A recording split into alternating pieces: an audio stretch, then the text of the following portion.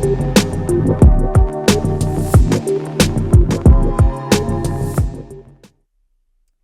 I'm Pam Bailey. I'm host of Voices Unlocked, a podcast produced by More Than Our Crimes. And my co-host is Terrell T. Peters, who was released from federal prison last year. And today's episode is a very timely one because we have a very hotly contested election coming up.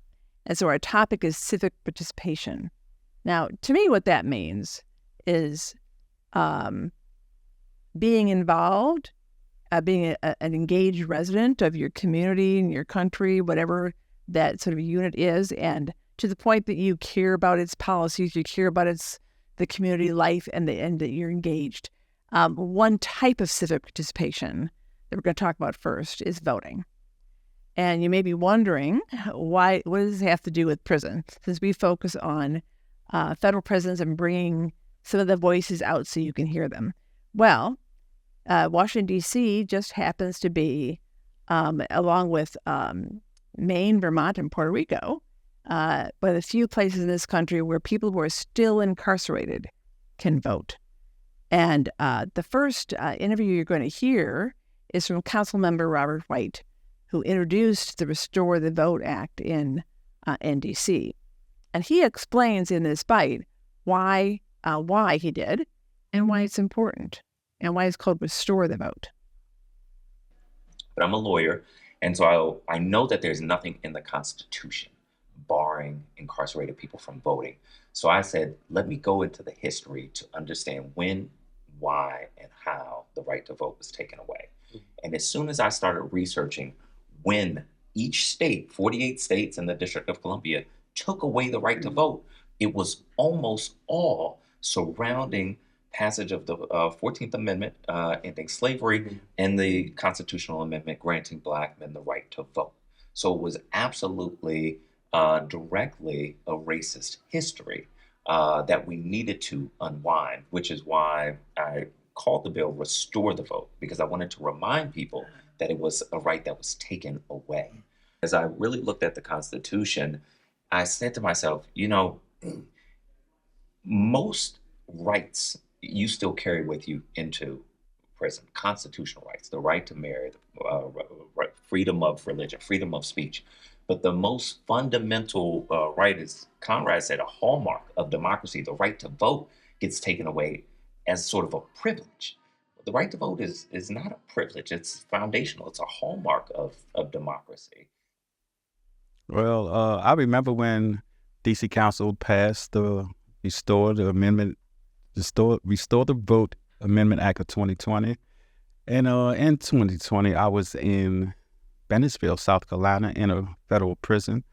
And I was given, the first opportunity that I ever had in my life to vote. And just me coming from the environments and the households that I came from, where my family never talked about voting. People in the community never talked about voting.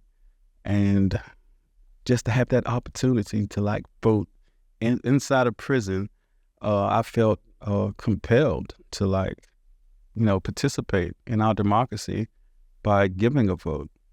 What about the reaction of other D.C. residents around you at the time? Were they all feeling the same way you did? Well, it was mixed feelings because, like myself, a lot of us lacked the education that we needed to see the candidates, not at the presidential stage, but the local stage. And being inside a prison, you don't know what's going on inside of D.C. because when you in the federal prisons, you're sent all over the United States. So sometimes we are out of touch as to what is going on in D.C. We don't know who's running, who's the best candidates, and we don't know exactly who to vote for. So basically, 2020, I voted for in the presidential campaign, and I just voted for the names on the ballot that I was familiar with. So well, yeah, and so there's actually so you said you immediately wanted to vote, and you did vote. You were able to vote. And actually, when you look at the statistics, it's still pretty small of DC residents who are actually taking advantage of that restoration of the right. So, for instance, if you take the primary that we just had in June, where I voted again. yeah, My first time voting since I've been. says you were free. See, I was free. Only 23% about of DC residents in federal prison registered to vote, and only 8% actually voted in the primaries. Now, there's a couple reasons why it's so low.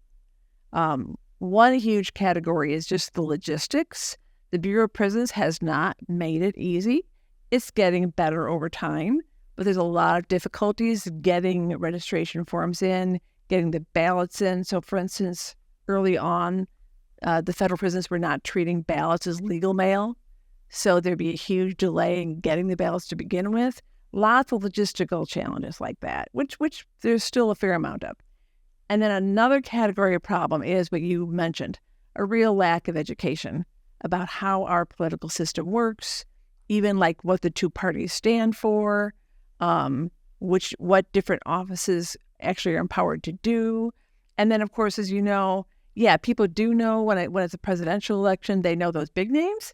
There's a whole bunch of other races that are on the ballot that mean nothing to them. And actually a big focus of More Than Our Crimes in conjunction with a lot of other organizations has been trying to educate people. But it's also motivation. It's not just education. And that's the other big bucket of reasons why people don't vote. There's a lot of people who feel disenfranchised. Like you said, they came from neighborhoods. Yeah, one of the main factors that I noticed is that no one wanted to be associated with the Republican Party or the Democratic Party. So inside a prison, a lot of individuals sign up to be an independent. So being an independent in D.C., you can't vote democratically. So that's the hindrance. And that's because in D.C., all the candidates are Democrats. So if you signed up as an independent, you would not get a ballot for the Democratic race. So you're not even being able to vote if you didn't register. And people don't know that. Yeah, and that matters in the primaries. Yeah, but I'm talking about even people who don't even care, don't care to even do that. They didn't register. They don't want to vote.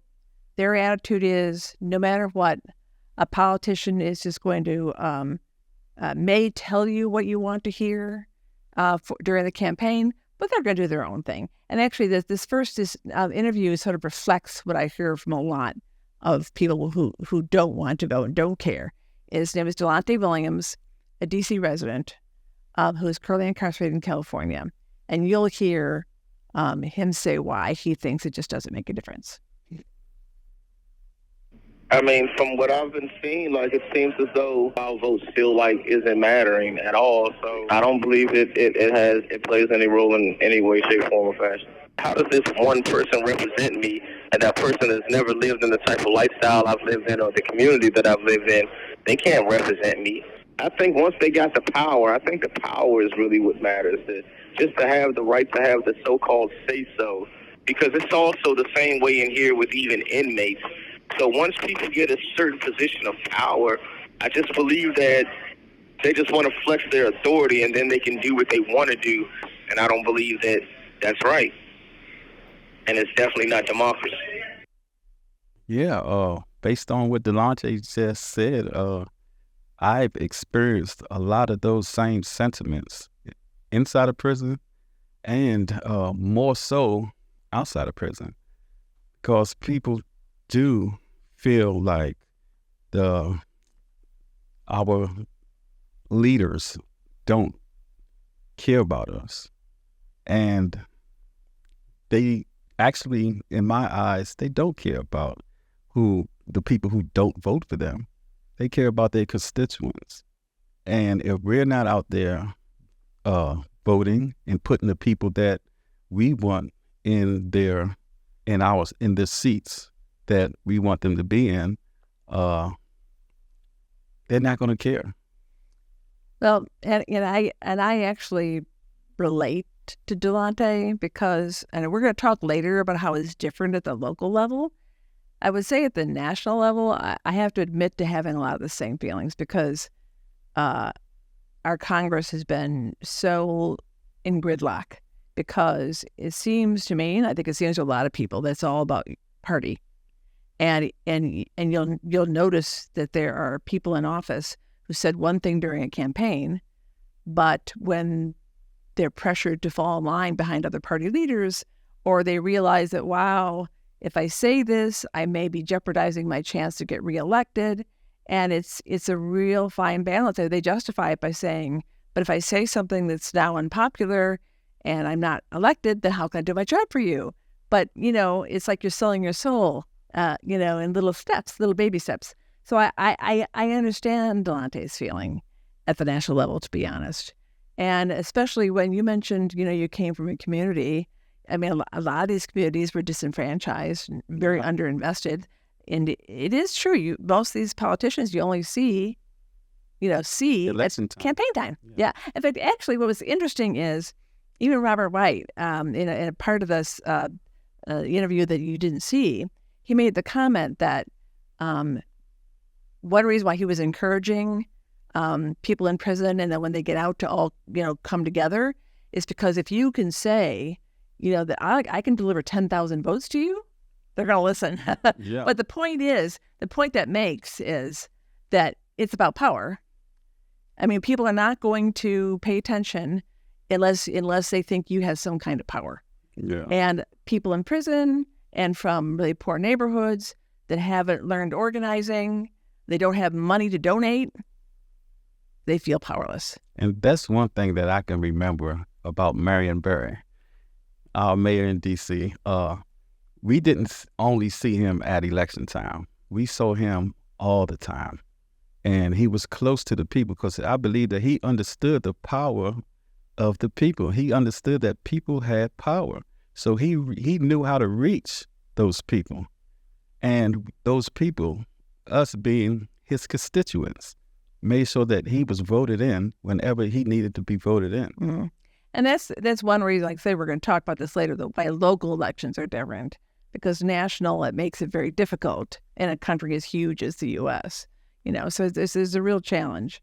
But I do believe, and I think a lot of people believe that party politics has become stronger than constituents even, because you're pressured to go along with whatever your party wants you to vote for. Now, in the next interview, we're going to hear from a man named Alexander Penn. He's not from D.C. He's from Ohio, but he wishes that his state was like D.C. He wants to vote. And what's interesting about Alex is that when I first got to know him, his nickname for himself was Alexander Fed Up. It was like a movement he wants to start, a fed up movement. He's fed up. Yeah, he's fed up. I don't know if you remember that old movie about I'm mad as hell and I'm not going to take it anymore. He's like that, except that the good thing about Alex is he's not fed up just to complain. He wants to make change. And that's a good thing. Yeah, and he wants to use that anger and channel it into change. But in his first soundbite from him, he's going to reflect about why he thinks so many of his peers in prison wouldn't want to vote, even if it was offered to them. I mean, that is a very real belief system. It's a belief that I have to some extent, but that's because, not only inmates, but, especially black men in this country, we have no real evidence that change come about through voting. We had Barack Obama, and, everybody thinks that was going to be the turning point for us in this country, and it wasn't, and every president in the past. So it kind of discourages us from taking our time to even participate in the voting process because we haven't reaped any benefit from it. In light of what he just said, why do you think that he still finds the need to want to vote? Well, and that's what he talks about next. I'll let him say in his own words. I believe that my right to vote is almost like validation that I'm a U.S. citizen. Like, without that right, what am I? And the reason why I believe that being able to vote is important is because just having the option to have some semblance of control over the people the leaders in my community, the leaders in my country is important to me. Well, the other thing I really noticed is that for those people in prison I talked to in the More Than Our Crimes Network who are following the election, who either can vote or even if they can't, like Alex, they're following it. They're engaged. They're debating. And I've noticed, and it's sort of the one thing that we debate a lot about, is the fact that a lot of people tend to be single issue voters. And that's true out here too. So there's so many issues to care about. But Alex in the next soundbite will talk about the fact that obviously people in prison are looking at, well, who's most likely to pass a bill or support a change in policy that will get them out. So Alex talks about that. I mean, for prisoners, main goal is to get out. You know what I'm saying? His main goal is his freedom. And that's part of the reason on why a lot of black men are gravitating towards Donald Trump as president, or you hear a lot of that support for him, is because they actually believe that, Donald Trump get in, he gonna let everybody out of prison because he a criminal. He should have some kind of sympathy for criminals. Mm-hmm. Well, I believe that people gravitate towards a certain candidate because that candidate is implementing actions that align with their needs. Their needs being a lot of people in prison needs is want to be released from prison. And if you're going to implement laws that releases people in prison, of course, a lot of people in prison is going to be able to they're going to gravitate towards that person. And because that person is passing those laws. And like one of the campaigns that I'm doing right now, the civic engagement inside of jails, where we're trying to get people in jails to be able to testify at DC Council hearings. And that gives them the chance to learn more about the candidates and their concerns about the laws that affect them the most. Well, and so, given the fact that we just discussed how people are distrustful, and again, this is not just people in prison. I think a lot of people are distrustful of candidates when they hear rhetoric during a campaign, and then when they're in office, they do something totally different, right? Exactly. So when I talk to members of the More Than Our Crimes Network about why, and there's quite a large percentage that support Trump, and that may be surprising to some people, Black men supporting Trump. But again, I have to say, they're looking at actions because they've learned not to trust rhetoric. And there hasn't been any really significant criminal legal reform laws recently. And the only one they can point to is the First Step Act, which now I have to point out that I don't believe Donald Trump actually initiated it in terms of discussions and working on it. I think that came earlier, but he signed it. And, Or the DC IRA. Well, we'll get into that when we talk about local. This is sort of so we'll get to that. Actions matter. Actions matter. And, one significant thing from the First Step Act is that before the First Step Act, people who filed for compassionate release, you file with the warden and stop there. And wardens never approved it. The First Step Act allowed them to go to court. And so even though it's still a very small percentage, a lot more getting compassionate release. So they point to that. They say actions matter and, But what sort of surprised me was Delonte, as negative as he was about voting, I wouldn't vote. But when he started talking a little bit more, he expressed a sentiment which I've tried to encourage, which is looking beyond just one issue. Because the fact is, it's very hard to find. You may find a candidate who agrees with their one issue, but then there's a whole bunch of other issues that will affect you later or your family that they're very negative on. So it's actually really important to try to look holistically at a candidate. And that's sort of difficult to get people to do.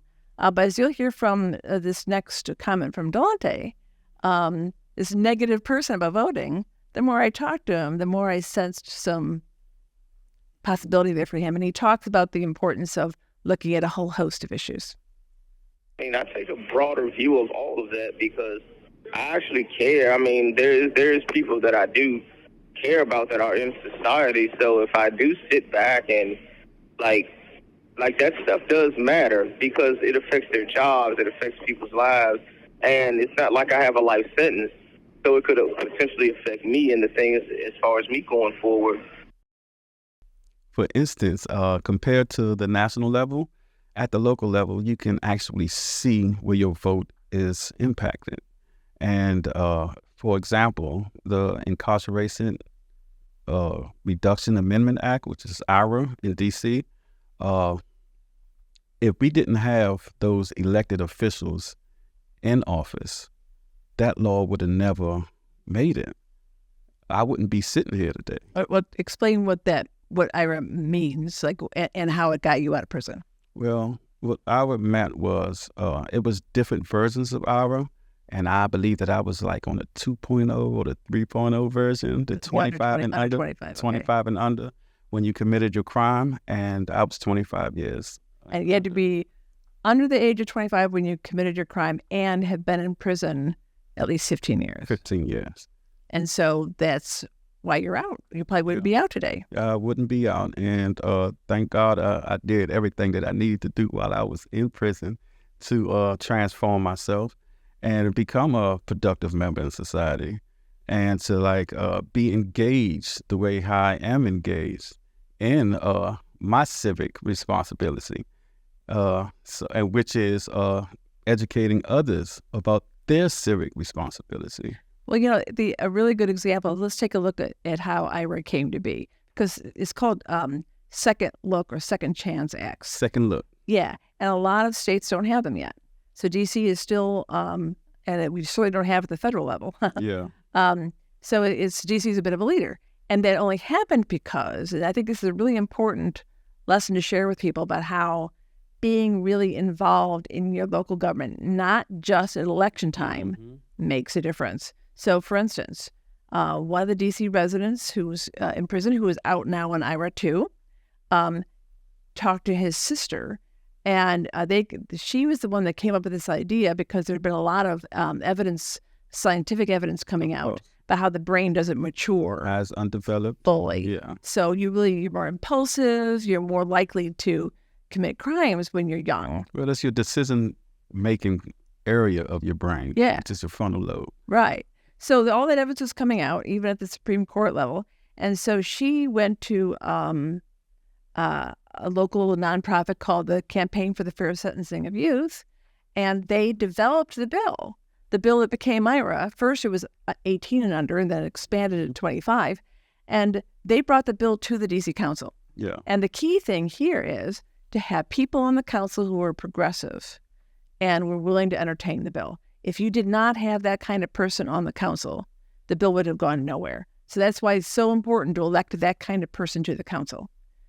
So it's a perfect example of how an engaged citizenry, not just at the voting in those kind of people, but then also bringing an idea for a bill to a local nonprofit, who then brings that idea to the council. And that's actually the next thing I wanted to talk about is one of my favorite topics is to promote something called participatory democracy. It's a mouthful, but basically what it means is democracy can't be limited to elections because the fact is, it's true. People get elected to office, and then they got all sorts of pressures on them, to make, if I don't make a deal on this, then I won't get this bill passed. So yes, they start compromising values they express during election. That's natural. So what you need is for ordinary citizens to be able to participate in important decision-making, not just at election time. It can't be electing somebody and then they go off for 2 or 4 years and then you do it again. I mean, what Delonte said is how do they know what my needs are? They've never been impacted. They've never been poor. I mean, how many people in office have lived below the poverty line? You know, so there's different tactics. Like one tactic is called a citizens assembly, and this has been done in other countries, mostly in Europe, but it's starting to happen in some places in the U.S. where they actually take a random sampling of residents to reflect the true makeup of the community. And if it's in Ireland, for instance, that's how they decided to legalize abortion. So they made sure the Citizens Assembly included people who had to make that decision, who would face that decision. Because, you know, if you think about it, look at that issue. No one making laws today ever had to face that decision themselves. They never had to face, gee, I'm not ready to, you know. So make sure people who have lived experience are included. And then present information on both sides of an issue and let them deliberate. And here's the interesting thing. People assume when they first hear that, people will be hitting each other and shouting at each other and, you know, because they don't think we can have a civil conversation. And what people who have done citizens assemblies actually have found is that when you take the politics away and you take the social media away and you put them in a room with their neighbors and they hear different points of view, they actually can have a civil conversation. Yeah, when you allow those different diverse perspectives inside of those hearings, you get a more inclusive community. So it's very important for you to be able to hear from those people who do have a different perspective. Yeah, and so in this next bite from Delonte again, I mean, it was really interesting. Starts off the conversation, and he was really negative, right? Yeah. And the more I talked to him, the more engaged he got. He talks about another form of participatory democracy, which is the idea of having referenda. So let's listen to him. I think that the way things should go is that they should present laws, and then everybody should vote on whether these laws are passed, instead of it just being this group of people saying what they think is best for. How does 350 people decide what's best for 350 million, and they never live the majority of the lifestyles that any of those 350 million that live? But, you know, going back to voting for a second, we sort of agree there's a lot of flaws in voting, except, you know, locally it's your best chance. But Alex makes an interesting point that when it comes to civic participation, a lot of people, not just people in prison, but particularly people in prison who've been in for a really long time, it's like a muscle that's gotten flabby. You're not used to participating. In the case of people in prison, you know, it's you're ignored. You know, you don't have opportunities like most of us do. Of course, out here we have opportunities, we don't use them. So it's still the same thing a little bit. But if you become really used to not participating in civic life, it's like the muscle, like you lose muscle memory, you know. And he makes the point that the reason why he thinks voting is important is that it starts the habit. It's the first step to developing a habit of civic participation. So, for instance, okay, maybe it doesn't make much difference, but just to vote, you want to be a little informed about the issues, a little bit informed who the candidates are. Yeah. So you take that first step. And that is the first step. And that starts to build a little bit of a habit of paying attention to the news, you know. And it's really the first step to doing some more things, like you just mentioned, testifying at hearings, contacting your council member with your opinion. But you have to start somewhere, and the vote's a good place to start building that habit. So this is what Alex says next. It's just like with any learned behavior or any kind of grooming of a person's perception. You have to, it's a learned behavior. The mind is just like the human body. If you don't work out or exercise, then your body is going to perform poorly. Your body is going to crave sweets and bad food. But when you start to treat your body another kind of way, and with the mind is, if you start putting different things in your mind instead of transgressive information, destructive information, and you start to engage and socialize with people who are on this level, on this realm of thinking, then will you start to gravitate towards other things, and your mind will start to function differently. So when we start to, politics is just one way to change your thinking pattern. Just a different way for you to engage your mind in something constructive. So one big activity of More Than Our Crimes is to send in email newsletters in very simplified form, both to DC residents who can vote, and so we need to inform them about the DC candidates. You mentioned, for instance, that they get really confused about the fact that if they register as independent, they won't get the Democratic primary ballot. Some people still don't know that. Right, so we try to educate them. But I also have a list for everybody because it is really my belief that even if you don't have a right to vote, and then not everybody can afford to get subscriptions to newspapers, I think even if you don't have a right to vote, learning about, hearing about issues laws that are being passed, and I don't just focus on issues that are related to getting out either. I actually try to encourage debate and conversation. I ask them to respond, and then I share their responses with everybody, and it really gets a bit of a debate going. Like, I'll give you one example is there was cases where parents are being held responsible when their child commits a crime. Yeah. And I've asked the question, I share an article where that's discussed. So what do you think? Should parents be held responsible? And we've gotten a really healthy debate going. It's great. And what do you think about that? Do you think that encouraging interaction and caring about issues outside of prison life, what benefit do you think that has? Well, I think it strengthens social bonds, and it adds to that person. It adds to their humanity while they're incarcerated. And it also just, it helps them be more connected with the community. It gives the community more cohesion with them and what they want to see happen in their lives. Well, in fact, one time I remember sending an article about artificial intelligence, and because I'm sure you can reflect on this, that one of the biggest things that changes when you're in prison, if you're in prison for a long time, is technology. Yeah. And so I remember it just blew their minds about how much has changed. The fact that you could have conversations, right? But they loved that. We had, oh my gosh, a big dialogue. And I think it comes from like you being socially isolated. So now when you get these social bonds, you are more connected, and it helps. It promotes public safety in a sense. So so just being committed to like doing things on the other side and having that connection, it helps with their humanity. And they feel like, okay, I can even among ourselves we could talk about it. I have an opinion, I can share it. But the really sad thing is, recently the Federal Bureau of Prisons, through their email provider, which is called Corlinks on the outside, issued an announcement saying that now people can no longer send to people in prison more than 10 at a time. So I have a list of 2,000, which is actually relatively small compared to some other kinds of nonprofit organizations. So in the past, what I've been able to do is I have a DC group.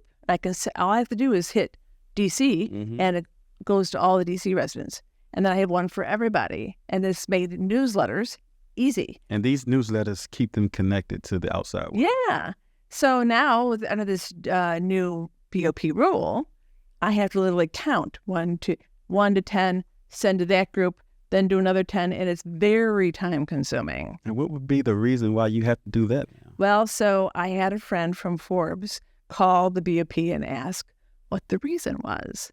And it was that apparently there was an Office of Inspector General report in 2020, 4 years ago, that expressed some concern about what the BOP was doing to control radicalization of people in prison, by terrorist groups. Oh, wow.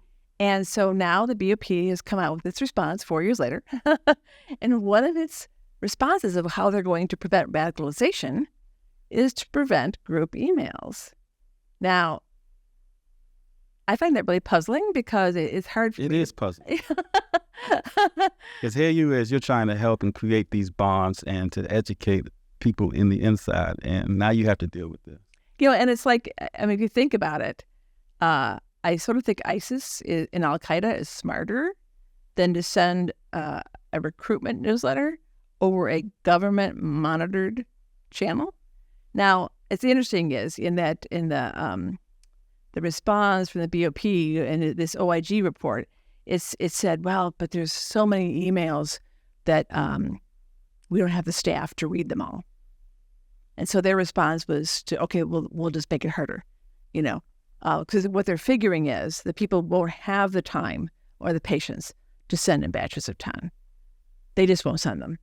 Or what I see people doing is saying in their emails, hey, would you make sure that you print this out, share it to other people in prison. Mm-hmm. But with lockdowns in prisons, it's very hard to get out there and share it with everybody.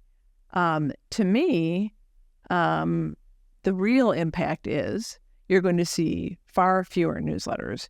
The other people have newsletters with legal updates. I mean, people inside prison depend on them for updates in cases in the Supreme Court, for instance, that could maybe make it easy for them to get out. Yeah, just to have that knowledge and just to be informed. Yeah. So people look forward to be informed by those newsletters. Yeah. So anyway, in this last final soundbite from Alex, he speculates on what he thinks the impact and the reason for this banning of email newsletters.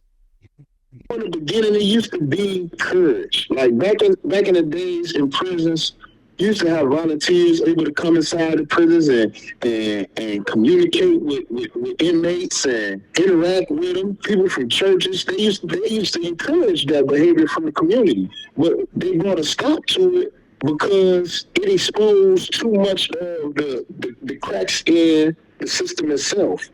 So now, as you see, they start to limit the outsiders from really interacting with people in prison. Just take a look at the new initiative, the Stop Mass Emails. Look at that for what it is, because that could be the only agenda in order to sever the ties that we have with people out in the community. They don't want the people in the street to change their thinking. I wholeheartedly agree with Alex when on the statement he just made about the BOP trying to sever ties with the outside world, because they know how important it is for us to have those social bonds and how much it gives us hope inside of those places. So I would like to encourage everyone who can vote on whoever suits your needs. Vote on whoever is doing what you need them to do. And then I would add, be really informative after the election, hold them to it. Hold them to it. Talk to them afterwards. Make sure they hear your point of view after the election. Don't just go home and say, I've done my job. Because they cater to their constituents, and they have to know that, okay, there are other constituents as well. But in order for them to know that, we have to come together and we have to voice our opinions and advocate for ourselves and for others who can't advocate for themselves. So in closing, we want to thank you for joining us, and don't forget to subscribe and like the video. And I would suggest that you share this episode with other people. It might spark a good spirited conversation among family and friends.